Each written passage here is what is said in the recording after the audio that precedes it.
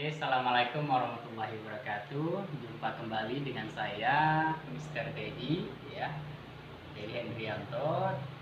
Pada kesempatan ini saya ikut berbagi untuk memperingati Hari Kunjung Perpustakaan, ya. Nah, di sini saya sedikit bercerita, mungkin memperlihatkan beberapa koleksi buku yang ada di rumah, ya. Sebenarnya nggak banyak bukunya, ya.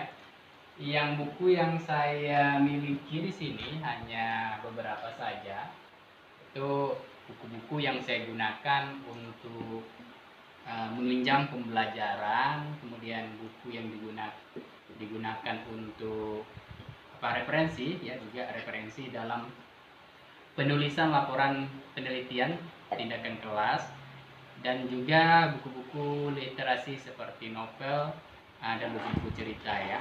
Oke, yang mungkin dari ini, ya, yang pertama mungkin beberapa buku yang saya gunakan dalam menunjang proses pembelajaran di sekolah, ya. Ini ada beberapa buku yang saya miliki. Ini buku-buku paket sebenarnya, ya.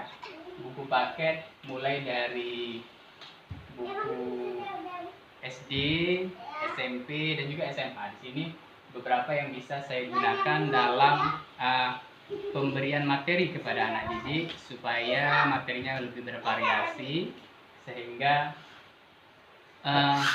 anak didik bisa menerima berbagai materi, ya.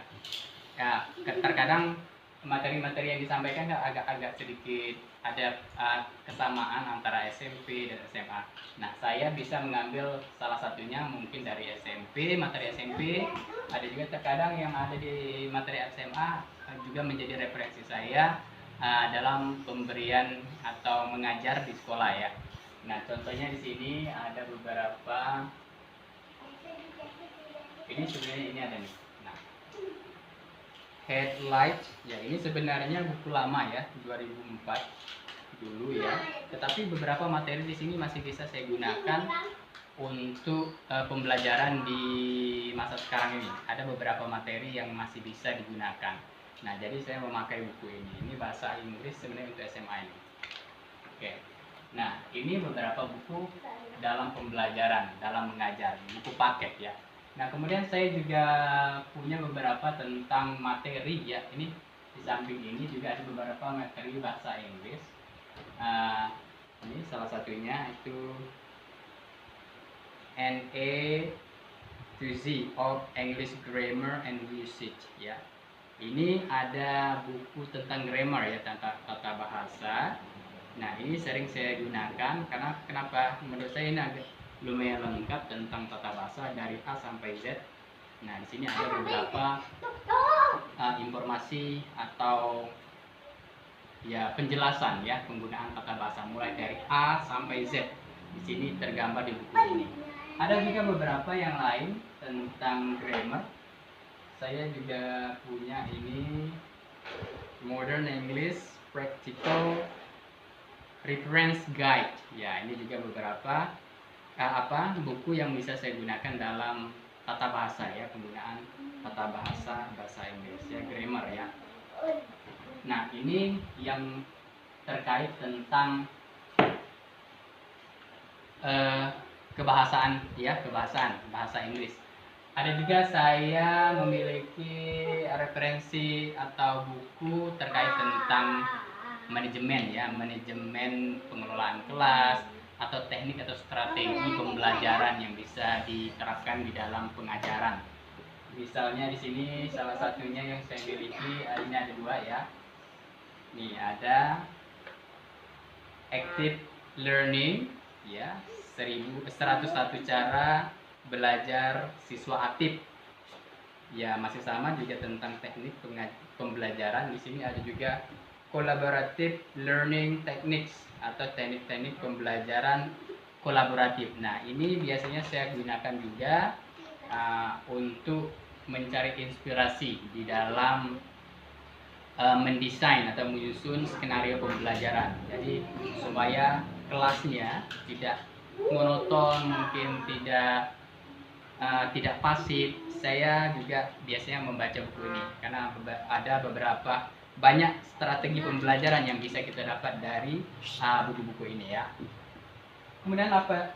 Nah, yang paling penting dalam belajar bahasa Inggris, nah karena saya mengajarnya bahasa Inggris, yang paling penting yang harus saya miliki di sini itu nih ada setumpuk kamus ya. Ya, saya punya kamus yang lengkap ya, kamus Indonesia Inggris saya punya. Kemudian ada juga yang nih, ini kamus, kalau tadi Indonesia Inggris, ini Inggris Indonesia, tapi ini sudah sering dipakai, ini karena sering dipakai jadi covernya sudah lepas ya, tapi masih bisa digunakan. Ini sudah lama ini yang saya gunakan, mulai dari saya dulu kuliah S1 hingga sekarang masih saya pakai. Oke, kemudian kamus lain. Nah, kalau tadi ada yang Inggris Indonesia, Indonesia Inggris. Nah, saya juga punya nih kamus bahasa Indonesia nih. Nah, sebagai orang Indonesia kita harus punya kamus bahasa Indonesia supaya kita juga lebih mengenal bahasa kita sendiri ya. Nah, ini kamus bahasa Indonesia. Kemudian yang terakhir, ini yang agak lebih tinggi sedikit ya tingkatannya. Saya juga punya ini kamus Oxford Advanced Learners Dictionary ya. Ini kamus Inggris. Nah, ini biasanya kalau mencari bahasa-bahasa yang mungkin tidak ada di dalam kamus Indonesia Inggris Indonesia, saya bisa menggunakan kamus ini yang lebih lengkap. Saya bisa mencari di sini. Nah, ini juga bisa menunjang untuk pembelajaran ya. Kemudian yang terakhir mungkin tentang ini yang menunjang karir ya. Menunjang karir mungkin sebagai guru dalam penyusunan penelitian tindakan kelas, saya memiliki beberapa referensi yang bisa saya gunakan dalam penyusunan PTK ya, penelitian tindakan kelas. Biasanya dalam kenaikan pangkat ya, kenaikan pangkat sebagai guru. Saya biasanya menggunakan beberapa referensi ini dalam menyusun laporan penelitian tindakan kelas. Contoh pertama yang sering saya pakai ada satu, yaitu PTK. Mana kita cari dulu ya. Jadi oke. Nah ini. Nah buku tentang The Action Research Planners ya, atau teori tentang penelitian tindakan kelas. Yaitu penelitian tindakan kelas oleh kemis ya, kemis yang biasanya sering digunakan. Lebih, kalau menurut saya ini lebih gampang untuk dipahami ya, penelitian tindakan kelas, teorinya Kemis and McTaggart ya. Ada juga yang Indonesia ya, yang dari Indonesia saya punya ya, ini terkait tentang penelitian ya. Ini ada juga buku penelitian tindakan kelas ya, ini dari Dr. Iskandar. Dan ada beberapa lagi metode penelitian yang saya miliki, yang dari dalam negeri maupun yang penulis dari luar yang berbahasa Inggris. Nah, kemudian juga yang bisa menunjang sebagai referensi ya, ada buku kumpulan proceeding ya, proceeding penelitian ya. Ini artikel-artikel yang diseminarkan ya, baik seminar nasional maupun seminar internasional. Ini kebetulan dulu proceeding di Padang kalau nggak salah ya, ini di State University of Padang ya. Nah, ini bisa juga saya gunakan dalam mencari inspirasi ya untuk penulisan penelitian tindakan kelas. Nah, inilah buku-buku yang saya miliki. Ada juga buku-buku sastra ya, sastra yang saya miliki. Contoh ini yang satu, ini novel ya, novel Paulo Coelho ya, penulisnya Paulo Coelho. Judulnya Veronica di Satyudaya ya. Itu bercerita tentang seorang wanita yang merasa bosan dengan hidupnya dan dia mencoba untuk bunuh diri ya, karena merasa monoton terhadap hidupnya yang biasa-biasa saja. Nah, ini sebagai motivasi, karena di sini banyak nilai-nilai moral yang bisa diambil dari novel ini. Kemudian ada juga antologi cerpen. Ya, ini beberapa ya. Ini ada antologi cerpen. Antologi cerpen dari ini judul Adu Maunya Eneng ya. Ada juga ini sebenarnya buku-buku anak-anak ya, cerita dongeng Nusantara. Ini juga biasanya saya baca ya, supaya sebagai orang Indonesia kita harus tahu dengan cerita-cerita dari negeri kita sendiri ya. Mungkin ya, ini buku-buku yang saya miliki dalam menunjang pembelajaran di sekolah ya,